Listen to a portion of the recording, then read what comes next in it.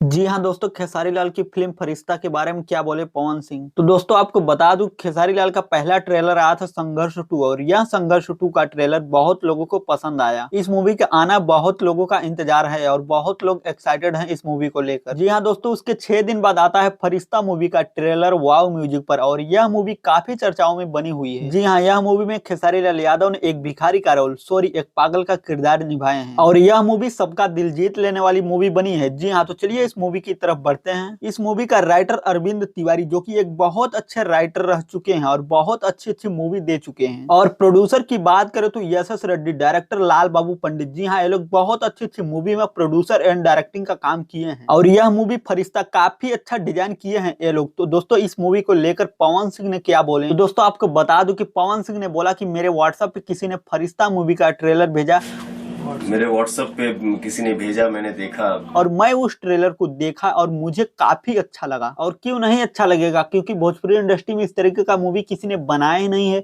और इतनी सुंदर मूवी अगर आएगी तो सबको अच्छा लगेगा और इस तरह की मूवी लोगों को काफी पसंद आता है और यह फरिश्ता मूवी काफी अच्छा बनाया गया है। इसमें खेसारी लाल यादव ने बहुत खतरनाक भावुक होने वाला रोल निभाया है, जो कि एक पागल का रोल दिए हैं। जी हाँ, आपको बता दूं कि पागल का रोल करने के लिए खेसारी लाल यादव ने रोड पे चलते हुए भिखारी का कपड़ा उतरवा कर और वह कपड़ा खेसारी लाल यादव ने 10 से 15 दिनों तक पहना और वह कपड़ा को अपने पास रखा जब तक भिखारी रोल का पूरी शूटिंग कंप्लीट नहीं हो गई। और तो और 15 दिनों तक खेसारी लाल यादव ने नहाया भी नहीं, लेकिन जब तक वो पागल वाला कैरेक्टर था तब तक मैं नहाया नहीं था, क्योंकि खेसारी लाल यादव का कहना था कि एक रियल भिखारी पागल बनना है और उसके बाद इस फिल्म में पागल का किरदार निभाना है। और दोस्तों आपको बता दूं कि एक रियल भिखारी और पागल का रोल निभाया इन्होंने। और इस फरिश्ते मूवी में खेसारी लाल यादव का नाम है मुरारी। मुरारी के पिताजी इनको बहुत मारते थे पागल समझ के और गाँव के लोग भी इनको बहुत चिढ़ाते थे और इसलिए इन्होंने घर से दूर चले गए कई सालों के लिए। और कुछ दिनों बाद मुरारी एक अमीर इंसान बन के वापस अपने गाँव आते हैं। तो दोस्तों इस मूवी में एक गरीब से अमीर तक का सफर दिखाया गया है और काफी एंगेजिंग यानी काफी इंटरेस्टिंग लगता है इस तरीके का मूवी देखने में। तो दोस्तों आपकी क्या राय है, इस तरीके का मूवी देखना चाहिए या जो भी हो, आपकी क्या राय है इस मूवी को लेकर नीचे कमेंट बॉक्स में कमेंट करके जरूर हमें बताएं।